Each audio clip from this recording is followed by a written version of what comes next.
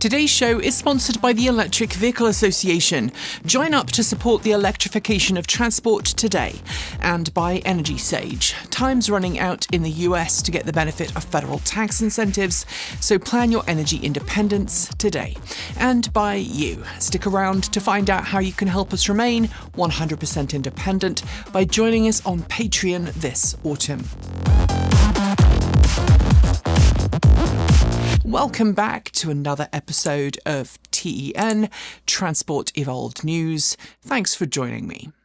Ram has officially cancelled its plans to build a fully electric version of its 1500 pickup truck. The model was first shown as the Ram 1500 Revolution concept several years ago, and at the time the company claimed it would deliver best-in-class range and towing. Originally expected this year, it was delayed to 2026 late last year, but is now fully abandoned. Ram blamed its decision on so-called market conditions. Instead, Ram will focus on a range-extended plug-in hybrid, the 1500 REV. It will combine a 92 kilowatt-hour battery pack with a 3.6-litre V6 gasoline engine. Ram claims up to 690 miles, 1,110 kilometres of range, but that figure relies heavily on the use of the range-extended engine. Real-world efficiency, once the battery depleted, will be poor, especially when towing, although we have yet not seen official ratings. The European Union has confirmed it will not delay or cancel plans to phase out internal combustion engine vehicle sales, despite lobbying from automakers and the oil industry, which made complaints of financial risk and technical infeasibility. The EU Commission met last week and concluded that the planned new ICE car ban date of 2035 remains achievable. The decision relies on a report from the International Council on Clean Transportation, which shows automakers are on track to meet the 2027 CO2 emission milestones that preclude a full ban. No other major revisions were announced, except for a possible allowance for plug-in hybrids or range-extended electric vehicles to continue production beyond the planned 2035 ban date. Hyundai held its CEO Investor Day in New York this week, the first time it's done so outside of South Korea. The company confirmed its plan to sell 5.5 million vehicles globally by 2030, with 60% expected to be electrified. Electrified includes hybrid and hydrogen fuel cell vehicles, but Hyundai emphasized its commitment to battery electric vehicles. It promised market-specific offerings for its three main regions, North America, Europe and China. In Europe, the IONIQ 3 is set to debut soon, based on the Hyundai Concept 3 EV shown in Munich earlier this month. In North America, a new range-extended EV is planned. Globally, additional N-badged variants of existing EVs are expected. US production is planned to exceed 80% of vehicles sold domestically by 2030, expanding the Georgia Meta plant from 2 EVs to as many as 10 EVs and hybrid models, despite international outcry over a US immigration raid that wrongly detained more than 300 South Korean workers legally present in the US on September 4th. Nissan has confirmed that Leaf production plans have been cut to slightly more than one half of the originally planned volume before a single 2026 Leaf has been sold. The company blames battery supplier AESC, which it says has not ramped up production as quickly as anticipated, leaving insufficient cells to meet its targets. At the same time, Nissan has officially cancelled the Ariya SUV for the North American market for the next model year, citing a need to reallocate production resources to support Leaf output. Nissan states that the Leaf will be the most affordable long-range EV available when it launches, but reporting from Automotive News claims that only 500 units will be allocated to customers during the first few months of production. Nissan has not confirmed nor refuted that reporting. UK publication What Car published results from a high-temperature range test of 3 electric vehicles in southern Spain this week, where temperatures reached the mid-40 degrees Celsius range, 110 to 115 degrees Fahrenheit. Vehicles tested were a Citroën EC3 with air-cooled battery pack, a Kia EV3 with a liquid-cooled battery pack, and a Tesla Model 3 long-range dual motor, also with liquid-cooled battery pack. No vehicle was driven to empty. Calculated to empty figures show the EC3 would have achieved 28.7% less range than its WLTP rating, the EV3 32% less, and the Model 3 44% less. While the test highlighted that extreme heat, like extreme cold, impacts EV range, it did not assess long-term effects on battery health or account for additional power draw from active cooling systems that preserve battery lifespan. Volkswagen has confirmed a delay to the official launch of its all-electric Golf and is seeking a partner to share costs for its battery startup, PowerCo. Despite debuting multiple new production and concept vehicles at IAA in Munich earlier this month, reporting from Reuters states the all-electric Golf production launch has been pushed back by approximately 1 year due to budgetary constraints. Reuters claims Volkswagen does not have the funding to retool its Wolfsburg's production facility for the new model, retooling of which had been a key point in union negotiations earlier this year. The delay will also affect the all-electric variant of the T-Roc small crossover, which was intended to be produced at the same facility. The delay could mean the model will not debut in some markets until next decade. After debuting its EV Fun concept all-electric motorcycle at EICMA last year, Honda has officially unveiled the production version, named the Honda WN7. The bike features an 18-kilowatt water-cooled motor, CCS charging capability, and a claimed range of up to 130 kilometres, approximately 81 miles in Europe. A restricted 11-kilowatt version will also be offered for learners and restricted licence holders. Honda states that the 18-kilowatt motor delivers performance comparable to a 600cc conventional motorcycle, and the company promises torque levels similar to a 1-litre class bike. Top speed, battery capacity and acceleration figures have not been disclosed. Honda says the WN7 will go on sale in the UK from just under £13,000 sterling. Ford has confirmed it will cut up to 1,000 jobs at its EV facility in Cologne, Germany. The company cites lower than expected demand for its Volkswagen MEB-based electric models, the Ford Capri EV and Ford Explorer EV. The cuts are part of a broader workforce reduction across Ford's European facilities. The Cologne plant currently employs just over 4,000 staff, meaning up to a quarter of its workforce could be affected. Ford plans to use buyouts and voluntary departures to reduce staffing. There is no update on how the cuts will affect production of the rest of its European lineup or indeed its other EVs, including the Ford Puma Gen E, which is produced at a facility at Craiova, Romania. This year, Ford's global EV sales have suffered due to tough competition, with the Ford F-150 Lightning and E-Transit among the hardest-hit models. With more than 15 years of experience designing, building and selling EVs, BMW has extensive experience in the electric vehicle segment, and at IAA in Munich this month it unveiled the BMW iX3, the first vehicle built on its newer class platform.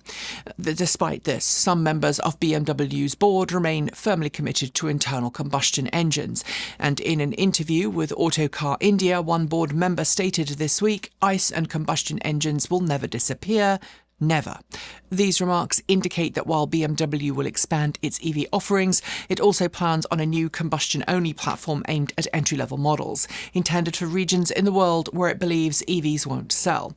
It's not the first time we've heard a BMW board member say something that feels counter to the messaging we've seen, and it's also not a stand unique to BMW. The auto industry will continue to make ICE if it's allowed to, regardless of consequences. The Insurance Institute for Highway Safety has released a new series of crash test ratings, including 7 recently tested EVs under its tougher 2025 criteria. The results suggest that bigger does not always mean safer. Vehicles tested, including the BMW i4, Chevrolet Blazer EV, Nissan Ariya, Tesla Model 3, Tesla Cybertruck, Volkswagen ID Buzz and Ford F-150 Lightning. While the i4, Blazer EV, Cybertruck and ID Buzz earned the good rating in the moderate overlap test, the Model 3 was rated acceptable and the Nissan Ariya and F-150 Lightning performed worse, with moderate and poor results respectively. Rear seat occupant protection was particularly concerning in the Ariya, F-150 Lightning and Model 3. Headlight performance was poor for the Cybertruck and i4, though some i4 variants scored moderate. None of the EVs tested qualified for the IIHS Top Safety Pick or Top Safety Pick Plus award. It's worth noting that as pickup trucks, the Cybertruck nor the F-150 Lightning took all tests, and in both cases, results show larger doesn't mean safer. More stories are coming next, but first time to hear from video sponsor Energy Sage. Energy Sage connects you with local verified solar installers across the US and now heat pump specialists in select markets who can help guide you through the process of installing solar panels or getting a heat pump. If you don't own your home, you can still use Energy Sage to join a community solar program. We used Energy Sage ourselves when looking for installers willing to help us put solar panels on our roof, and their verified pros are knowledgeable and also put us in touch with a great credit union to allow us to finance the project with low monthly payments. As we've been saying for months now, incentives for solar, including savings of as much as 30% through the federal tax credit, will disappear in less than 3 months. Solar projects take time, so if you want to lock in these savings, it's important to act now because solar projects take time to plan. Follow the links below to sign up for Energy Sage's free, no obligation service and get started today. And if you use an Energy Sage installer, we'll receive a small referral fee, so you'll be helping us too. Help the grid get greener, save money, gain energy independence and support the show. It's beneficial to us all. It's time for recall reminders now, and as a reminder, full details are on our website if these affect you. Rivian has recalled just over 24,200 R1 vehicles to fix a software fault in its hands-free driving assist, which can misidentify lead vehicles. An over-the-air update will follow. More than 94,000 Toyota-built eTNGA models, including the BZ4X, Lexus RZ and Subaru Solterra, have been recalled to address a defrosting and defogging system failure. Dealers will install the required software update.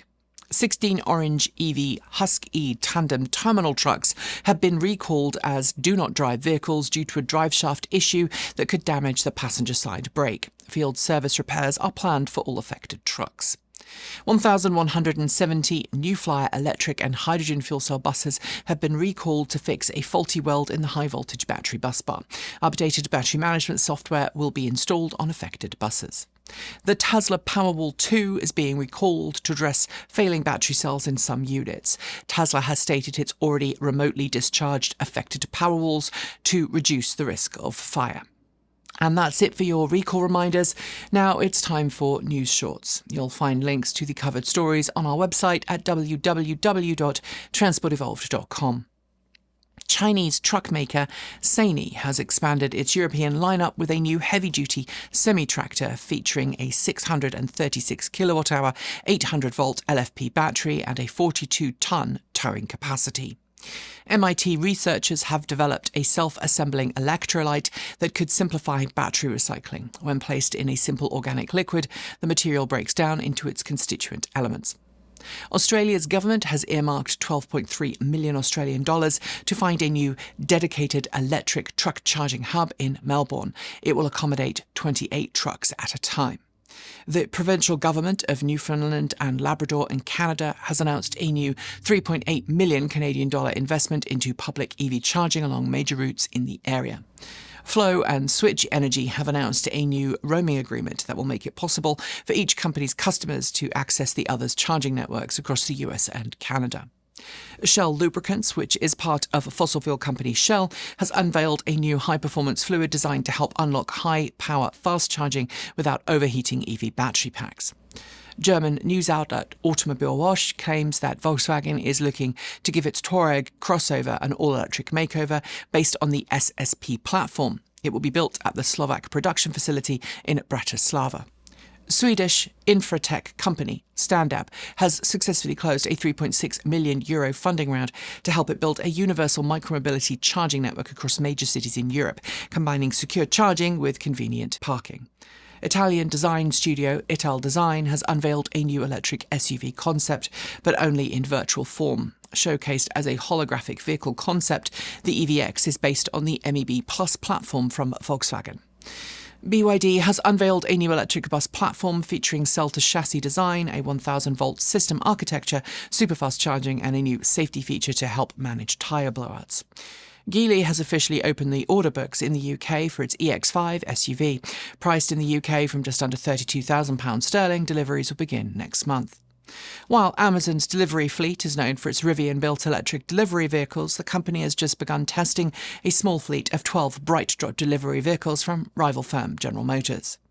Indian firm JBM Ecolife Mobility, a subsidiary of Indian bus company JBM Auto, has raised $100 million from the International Financial Cooperation to help accelerate its development of electric buses across India.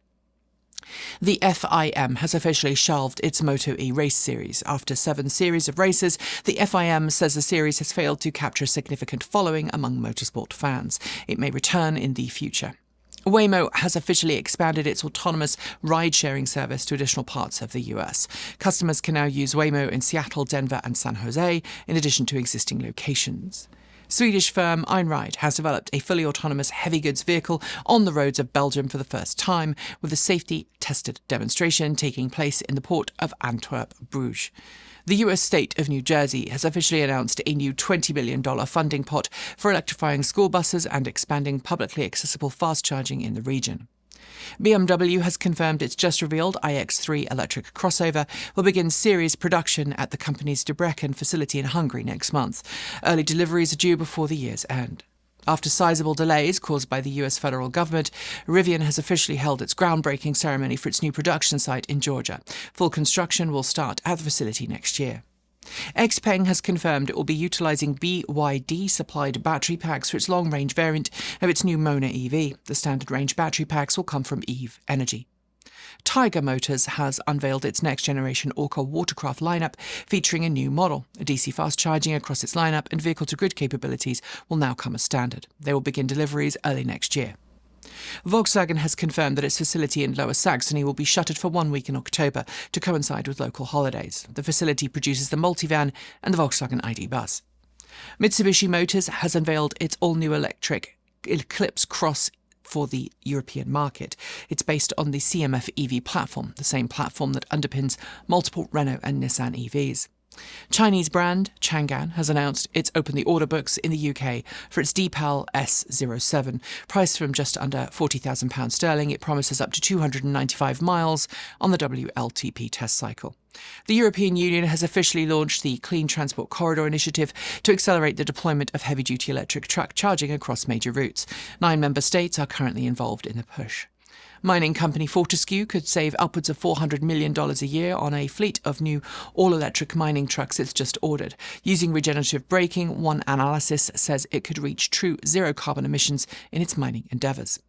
Finnish firm Avant has announced a new electric model called the Avant E747. It's a 4-wheel loader with a 47 kilowatt-hour battery pack and the capability to lift 2 metric tons.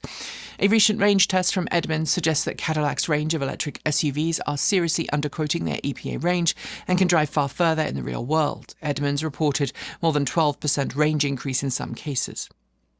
A pair of eVTOL craft from Chinese brand XPeng Aero HT crashed mid-air at a rehearsal for an air show in China this week. It's not clear at the time what caused the collision. Nobody was killed. The state of California has just awarded $1.1 million to a charging company from Brooklyn called It's Electric. The firm is developing what would be the world's first curbside V2G charging station. In a smart move designed to avoid paying extra tariffs on European market EVs, XPeng has contracted with Austrian vehicle manufacturer Magna to have it make European market G6 and G9 models. Talking with Australia's car sales magazine this week, Frank Moiser, VP of Porsche's 718 and 911 families, say that Porsche is committed to making both nameplates fully electric. He claimed the model will be really, really brilliant as EVs.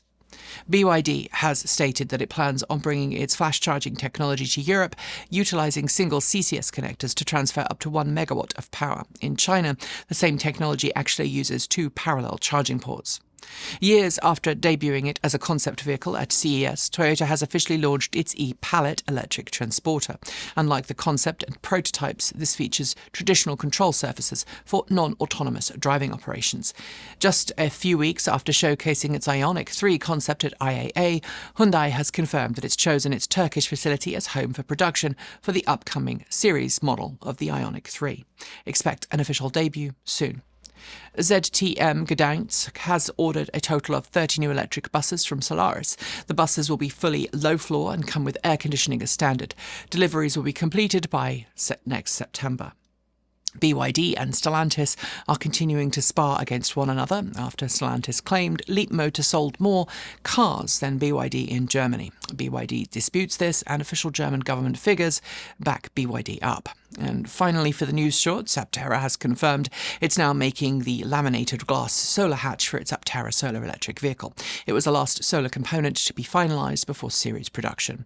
And those are your news shorts. They will return next week. Before we get to our final stories, we need to talk frankly about the channel's future and the future of free, independent voices in a world that is increasingly hostile to dissent. And content warning, this section does include the use of an F-bomb. Once. For a very good reason. We find the recent removal of Jimmy Kimmel from the airwaves by ABC and Disney, under pressure from Donald Trump and his government agencies, to be absolutely abhorrent. We strongly protest it. Satire is protected free speech, just like journalism, and we stand with Kimmel today. We are all Jimmy. His silencing is a warning of what happens when corporate and political power combine to raise voices that don't toe the line or are from communities that aren't favoured by those in power. Like this week, the firing of the last black columnist at the Washington Post, or threats to make the appearance of a trans person on camera explicitly pornographic under a new proposed law that is unlikely to pass in Michigan, but is being proposed. And it shows exactly why Transport Evolved exists. In a world dominated by sound bites, AI-generated content and influencer PR, automotive journalists are increasingly being forced into restrictive agreements that neuter what they can actually say. Influencer-style NDAs are now the norm. But here at Transport Evolved, we refuse to sign them. And that sometimes means we miss access to launches, test drives, and even experts to interview.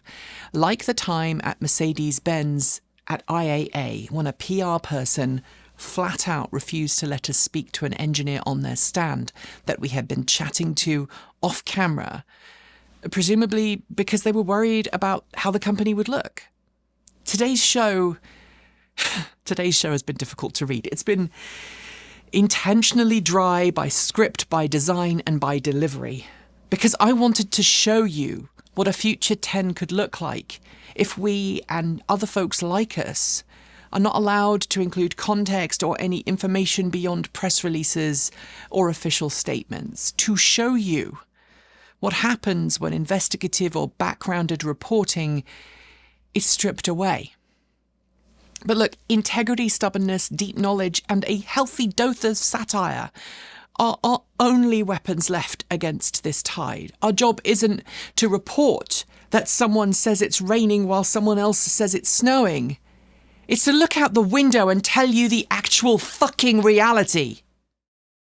For 15 years, Transport Evolved has brought you independent coverage of cleaner, greener, safer and smarter transportation. 10 of those years have been in the US, and through it all, we've stuck to our mission of covering stories that matter even when bigger outlets don't or won't. But we can't do this without you. We are not backed by corporations or huge production budgets. We are a tiny team. There are 3 full-time and 1 part-time member on the team, working hard every week to bring you independent news. And costs keep rising, YouTube ad revenue keeps falling, and every single Patreon pledge we get makes a massive difference. And that's why, during the months of September and October, we are holding a special pledge drive.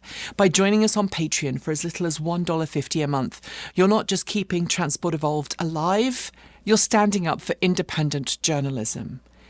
So far, we're on track to increase our overall Patreon support by 20%, but our pledge goal of 40% is a fair way away.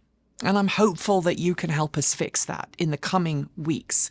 We're going to share feedback from some of the people who make this channel possible, like the wonderful Helianthropy, who said they support us because we cover EVs factually and independently. And note that we are free from the commercial or political pressures that often corrupt coverage. If you've been watching and consider joining Helianthropy and thousands of other people, now is the time. Your support keeps Transport Evolved alive and independent. And if you are already a Patreon supporter who wants to be featured in this segment, don't forget to fill out the Patreon-only questionnaire on our website. Thanks. And now, it's time for those last two stories, delivered a little bit more conventionally. For a while, car makers have been trying to convince us that futuristic, self-presenting door handles are the way forward. They look cool, they help with aerodynamics, and might squeeze an extra few miles or kilometres from your battery. But let's be honest, lots of people, including me, hate them. They stick in cold weather, they fail when you need them most, and fiddling with them can feel like a tiny engineering puzzle every time you get into your car. Volkswagen apparently is listening to actual humans because it's bringing back proper old-school door handles on its future EVs. At IAA a few weeks ago, the ID Cross Concept and ID Polo, in its various guises, were rocking these normal, familiar handles, and Volkswagen says they're here to stay, along with interior controls that actually let you push a button instead of swiping at a touch screen. Finally, a manufacturer giving customers what they want, instead of what looks good in the press release. And finally, plug-in hybrids were once seen as a perfect stepping stone into a full future of EV ownership. But for years, automakers have mostly used them to keep fossil fuel engines on life support, delaying the actual shift to full electric. And early PHEV drivers, especially those who actually wanted a full EV, plugged in religiously, maximising every all-electric mile. But Toyota has noticed something interesting. Many of its current plug-in hybrid owners just aren't plugging in to charge. And to fix that, the company has launched a reward program that gives both EV and plug-in hybrid drivers incentives every time they plug in. Now, the cynical side of me wonders if this is partly because drivers in states like California bought plug-in hybrids just to get HOV lane perks without ever planning to go fully electric, making life harder for drivers who generally wanted to go EV. But if Toyota's goal is to encourage more electric miles and fewer miles on gasoline, I'm not going to argue. That's a win for everyone. And on that note, we are done with today's show. Thanks for putting up with the weird tone before that ad read. Before I go, a huge thank you to the Electric Vehicle Association for sponsoring today's show. The EVA has been advocating for electric vehicles since 1967 and remains firmly committed to a cleaner, greener future for everyone. Join the EVA today to find out how to become an EV educator, meet like-minded fans, and get help to make your own transition to electric. Help that includes a low-interest loan program to help finance your next step. Find out more at myeva.org. And thanks to Energy Sage. Follow the link below to plan your own energy-independent future before those tax credits vanish. And thanks to you. If you can, please consider supporting us from just $1.50 a month on Patreon. You know, if just 400 of our 152,000 subscribers who have yet signed up to Patreon did so and committed to the equivalent of giving a fancy coffee every month, it would put us in a so much better financial position. And if you join Patreon this autumn, don't forget you'll get a special exclusive piece of digital art by the lovely Erin that features the entire team. We publish content every Tuesday, Thursday and Saturday on this channel, and on Sunday we drop 2 videos on Transport Evolved Take 2, which is much more informal and behind the scenes. And in closing, some important messages we all need to hear. You are valid, you are loved, and you belong. I know that personally this week has been incredibly tough, and I know it's been tough for many of you too.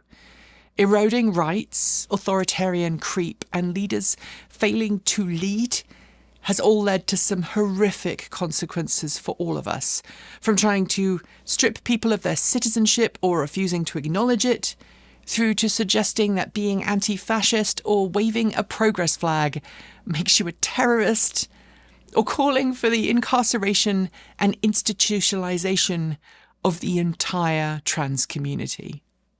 It's a lot. It's truly scary.